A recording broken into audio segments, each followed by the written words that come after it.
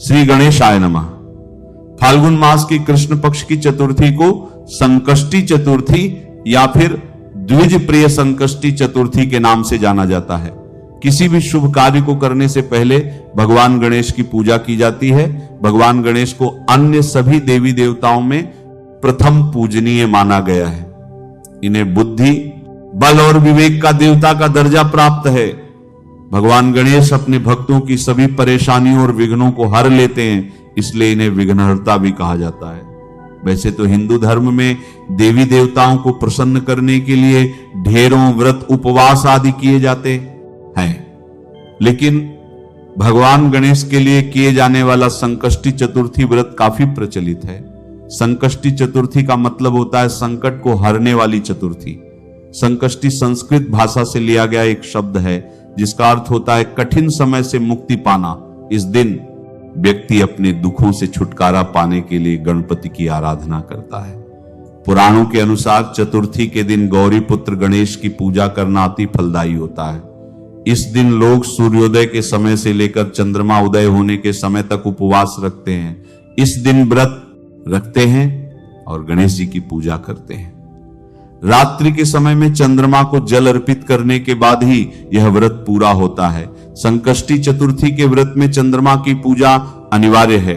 संकष्टी चतुर्थी के दिन गणेश जी के मंत्रों का जाप करने से सिद्धि प्राप्त होती है और मनोकामनाओं की पूर्ति होती है।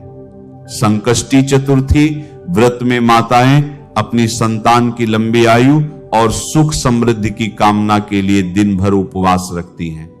मान्यता है कि संकष्टी चतुर्थी का व्रत रखने और भगवान गणेश की पूजा अर्चना करने से संतान के ऊपर आने वाले सभी संकट दूर हो जाते हैं। संकष्टी चतुर्थी पर महिलाएं दिन भर व्रत रखती हैं और रात के समय भगवान गणेश की पूजा करने के बाद चंद्रमा के दर्शन करते हुए उन्हें जल अर्पित कर व्रत का पारण करती हैं। संकष्टी चतुर्थी पर गणेश जी की आरती, वंदना और मंत्रों के जाप कर मनोकामनाएं मांगी जाती है।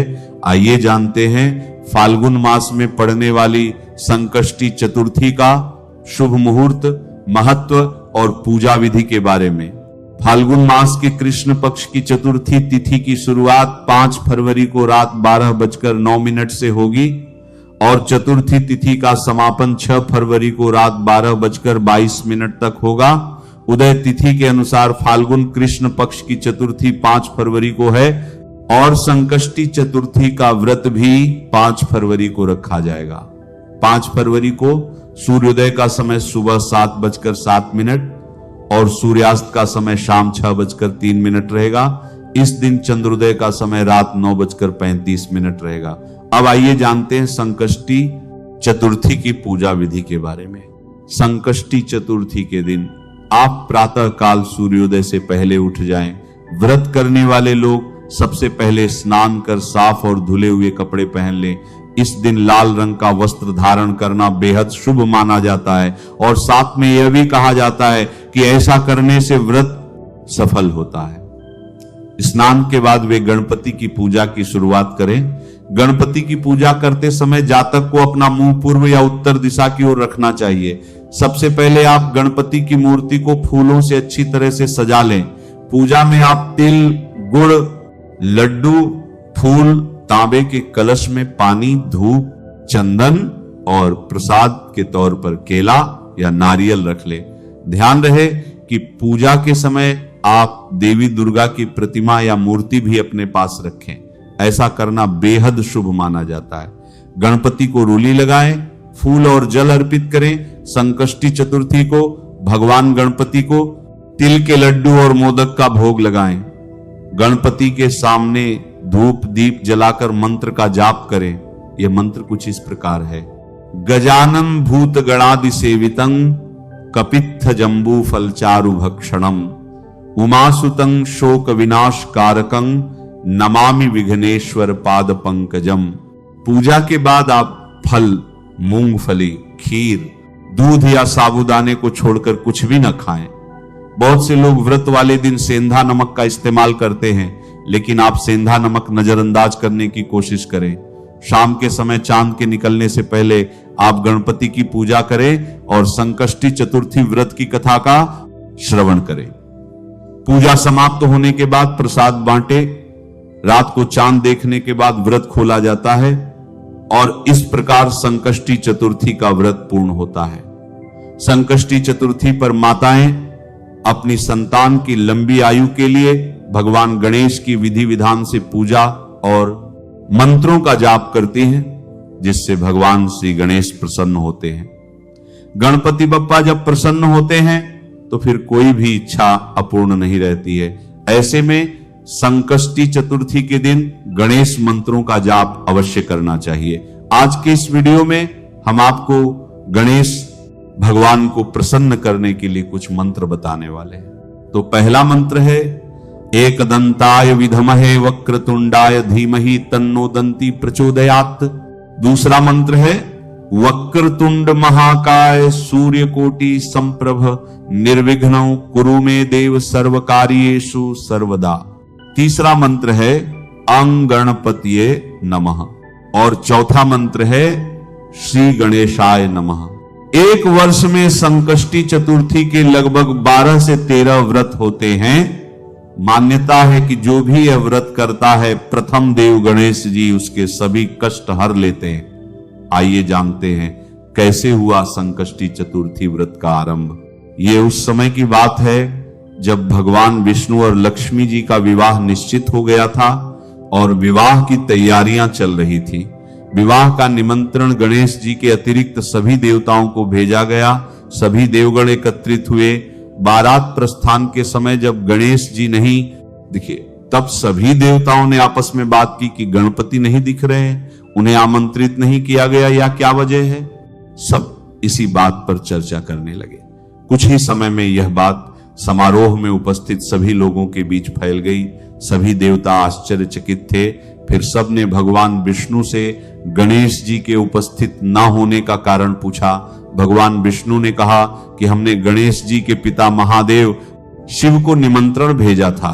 एक ही परिवार के गणपति आना चाहते तो पिता के साथ आ सकते थे। एक ही परिवार में 2 निमंत्रण क्यों भेजना? और वैसे भी उनका एक दिन का भोजन 1.25 मन मूंग, 1.25 मन घी, 1.25 मन चावल और 1.25 मन लड्डू है। कहीं और जाकर थोड़ा सा खाना अच्छा नहीं लगता। इसी वार्तालाप के चलते उपस्थित जनों में से किसी एक ने सुझाव दिया कि यदि वह आ भी गए तो उन्हें यह कहकर द्वार पर बिठा सकते हैं कि वह मूषक पर बैठकर बहुत धीमी गति से चलेंगे, इसलिए बारात में बहुत पीछे रह जाएंगे। इस सुझाव पर भगवान विष्णु समेत सभी ने सहमति दी और फिर गणेश जी को बुलाया गया। कुछ ही देर में गणपति आ पहुंचे। फिर उन्हें समझाकर द्वार पर बैठा दिया गया और सभी देवगण बारात में चले गए। इतने में नारद जी आए। उन्होंने देखा कि गणेश जी तो द्वार पर बैठे हैं और अन्य सभी देवता बारात में गए हैं। पूछने पर गणेश जी ने उत्तर दिया कि मेरा बहुत अपमान हुआ है, मुझे यहां द्वारपाल बनाकर बैठा दिया गया।